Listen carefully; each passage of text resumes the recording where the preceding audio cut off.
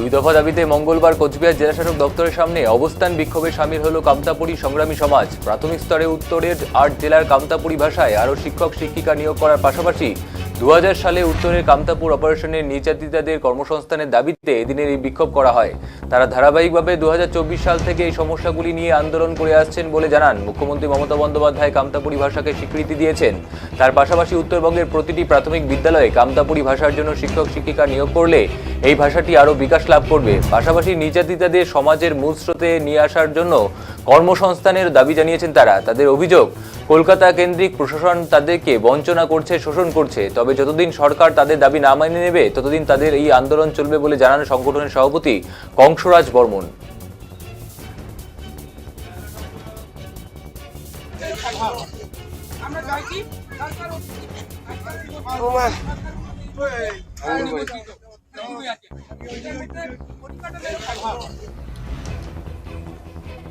দুই দফা দাবিতে মঙ্গলবার কোচবিহার জেলাশাসক দপ্তরের সামনে অবস্থান বিক্ষোভে সামিল হলো কামতাপুরী সংগ্রামী সমাজ। প্রাথমিক স্তরে উত্তরের ৮ জেলায় কামতাপুরী ভাষায় আরও শিক্ষক শিক্ষিকা নিয়োগ করার পাশাপাশি 2000 সালে উত্তরবঙ্গের কামতাপুর অপারেশনের নির্যাতিতাদের কর্মসংস্থানের দাবিতে এদিনের এই বিক্ষোভ হয়। তারা ধারাবাহিকভাবে 2024 সাল থেকে এই সমস্যাগুলি নিয়ে আন্দোলন করে আসছেন বলে জানান তারা। মুখ্যমন্ত্রী মমতা বন্দ্যোপাধ্যায় কামতাপুরী ভাষাকে স্বীকৃতি দিয়েছেন। তার পাশাপাশি উত্তরবঙ্গের প্রতিটি প্রাথমিক বিদ্যালয়ে কামতাপুরী ভাষার জন্য আরও শিক্ষক শিক্ষিকা নিয়োগ করলে এই ভাষাটি আরও বিকাশ লাভ করবে। পাশাপাশি নির্যাতিতদের মূল সমাজে ফিরে আসার জন্য কর্মসংস্থানের দাবিও জানিয়েছেন তারা। তবে তাদের অভিযোগ, কলকাতা কেন্দ্রিক প্রশাসন তাদেরকে বঞ্চনা করছে, শোষণ করছে। তবে যতদিন সরকার তাদের দাবি না মেনে নেবে ততদিন তাদের আন্দোলন চলবে বলে জানান সংগঠনের সভাপতি কংসরাজ বর্মন।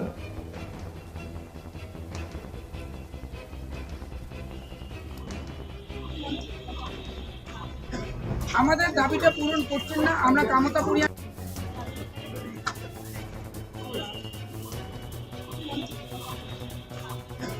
আমাদের দাবিটা পূরণ করছেন না, আমরা কামতাপুরী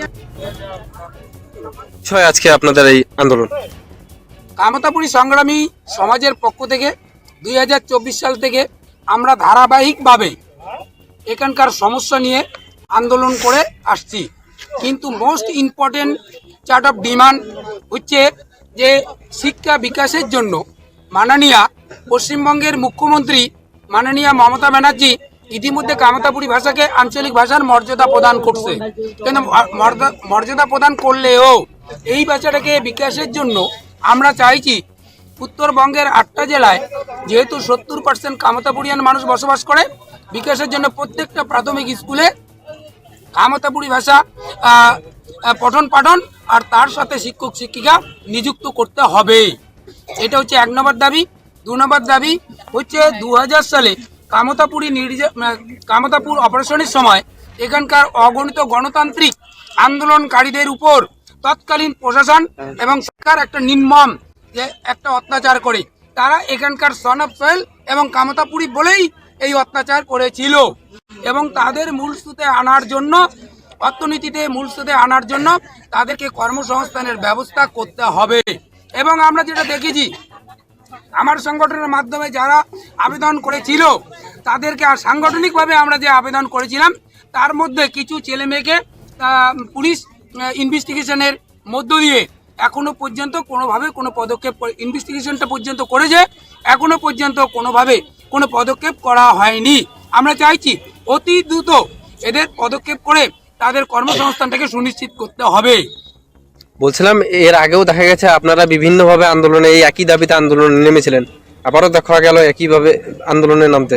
আমরা যেটা লক্ষ্য করছি, আমরা যেহেতু কামতাপুরিয়ান উত্তরবঙ্গের নর্থ বেঙ্গলের মানুষ, আমাদেরকে কলকাতা কেন্দ্রিক প্রশাসন ঘৃণা করে, নেগলেক্ট করে, আমাদের বঞ্চনা করে, আমাদের শোষণ করে। এটা অরিজিনাল একটা ফ্যাক্ট। তো আমাদের আন্দোলন যতক্ষণ পর্যন্ত সরকার গ্রহণ করবে না বা